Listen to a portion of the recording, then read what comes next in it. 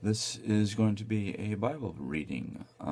It will be on Ephesians 3:16 to 21, a memory verse by Michelle Abel. Basically, Ephesians 3:16-21 says. Hold on a second, let me pull it up. Sorry if this seems a little rushed. It's because of the fact that I've only got 15 minutes, which kind of stinks. It says, I pray that out of his glorious riches he may strengthen you with power through his Spirit in your inner being, so that Christ may dwell in your hearts through faith. And I pray that you, being rooted and established in love, may have power, together with all the Lord's holy people, to grasp how wide, long, and high his love that surpasses knowledge, that you may be filled to the measure of all the fullness of God. Now, Michelle had basically marked that as memorized. Granted, all these verses that I'll be reading until I say otherwise, basically most of them, are from Michelle. She was a deep-rooted Christian woman, mother, 2 kids, and wife, sister to 1 brother, and daughter to her parents, my family, basically my aunt, uncle, and another cousin. Now, I'm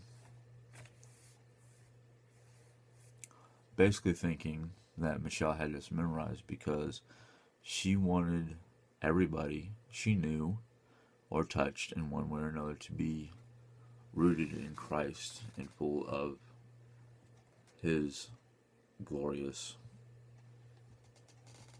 being. To me, it's trying to basically tell me, or she's trying to tell me, or the verse is trying to tell me, however you want to put it, that she wants me, or anybody who reads this, to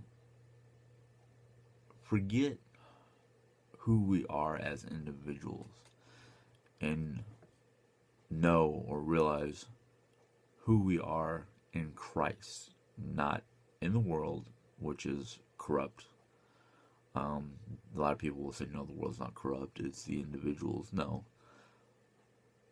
When the Bible talks about the world,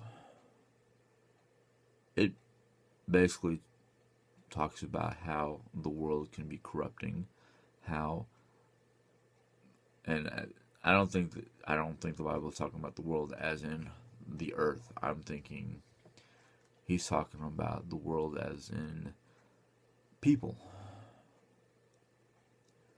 People can easily be swayed to do things that are not pure, not holy, not loving. I mean, look at our world around. Look at the world around us today. Look at the United States alone. For those of us who are in America, this is going to go on the internet. The internet's global, but look at America. For us Americans,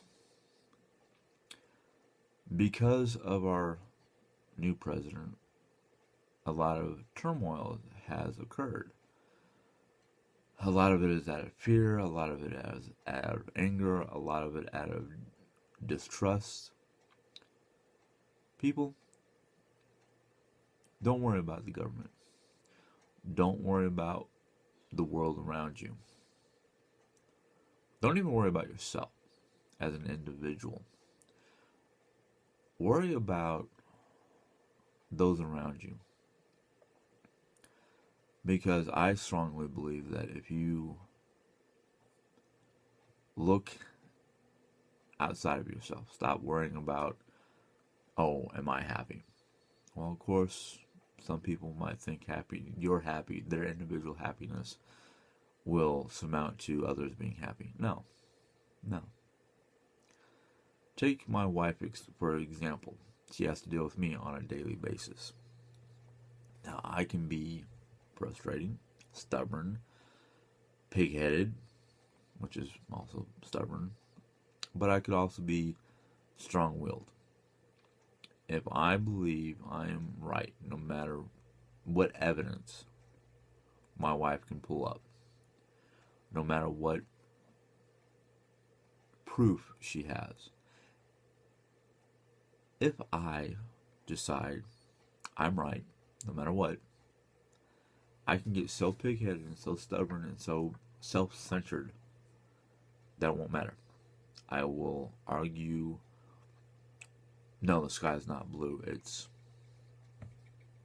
red.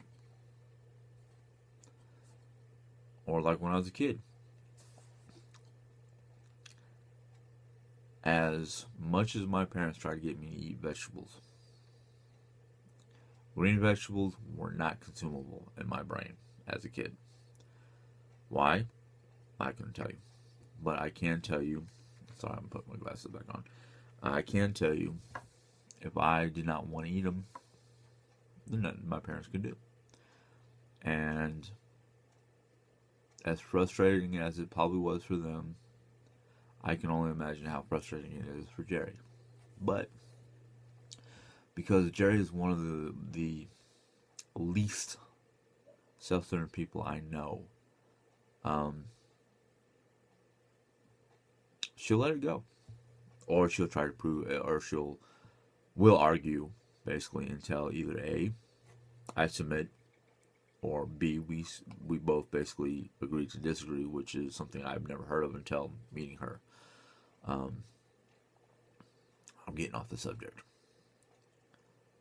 What I'm feeling the Bible, or this particular verse is trying to tell me, is the author. And I'm not 100% who the author was. I'm going to say most likely John or Peter, because they wrote most of the New Testament. But if I look back, my study Bible will tell me right here. I'm looking at it right now. It's just going over what it says. Yeah, okay. Basically what it says is the prayer is to basically strengthen the church.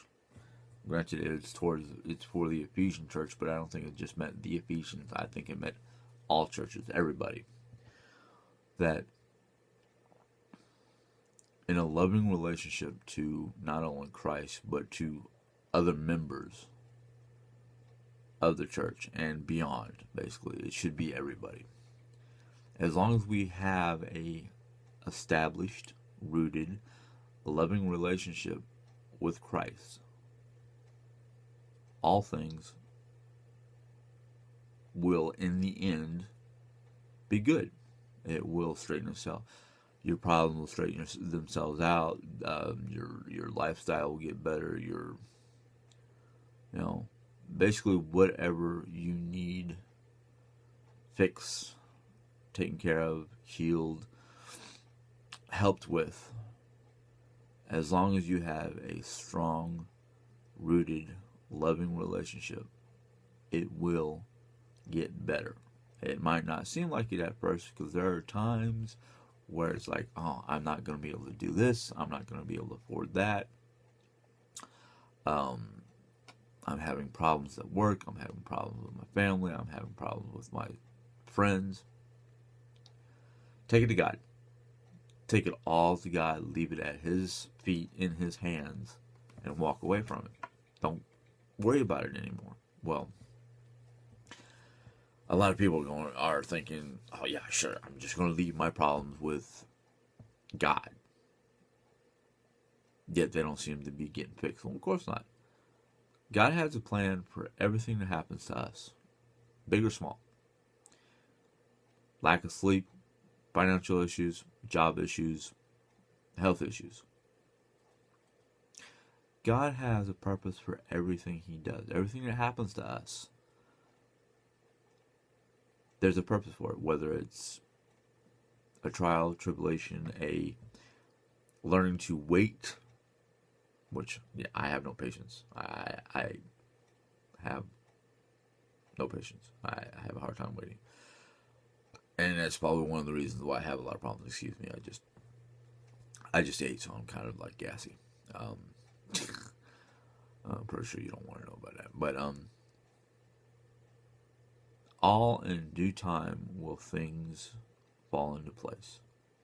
You might not realize it at first, or you might not realize it at all. Like, there are times where it's like, oh, when did that happen? When did that get fixed? When did the whole last 3 years, ever since my wife and I moved from New York to Missouri, we haven't had insurance. She had insurance through her job in New York. I haven't had insurance until, what you can call it whatever you want.